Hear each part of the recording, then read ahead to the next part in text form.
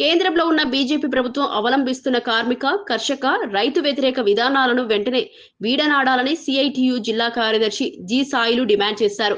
సంగారెడ్డిలో ప్రారంభమైన CITU jeep జాత సదాశివపేట పట్టణానికి చేరుకొని మోమిన్పేట్ రోడ్లో సభ నిర్వహించారు.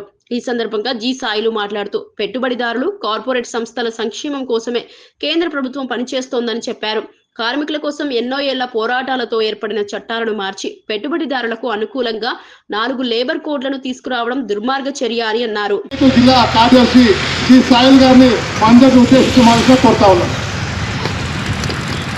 సభాధ్యక్షులు సిఐటి జిల్లా ఉపాధ్యక్షులు ప్రవీణ్ గారు, వ్యవసాయ కార్మిక సంఘం జిల్లా కార్యదర్శి నరసింహ గారు, రైతు సంఘం జిల్లా అధ్యక్షుడు రాజయ్య గారు, కార్మిక సోదరులు, సదాశివపేట పట్టణ ప్రజానీకానికి ముందుగా 3 వర్గ సంఘాల తరఫున నమస్కారం తెలియజేస్తా ఉన్నాం.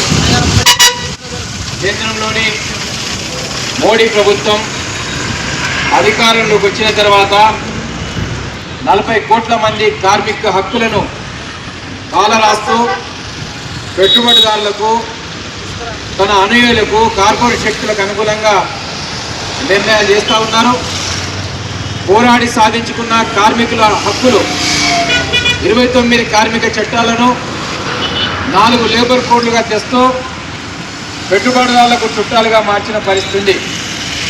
మరి దేశంలో కార్మికులకు 8 గంటల పనిదినం కావాలని, పెరుగుతున్న ధరలకు అనుగుణంగా కనీస వేతనం పెంచాలని, సౌకర్యాలు కావాలని చెప్పేసి పోరాటం చేసి హక్కులు సాధించుకుంటే ఇవాళ అలాంటి హక్కులను పెట్టుబడిదారులకు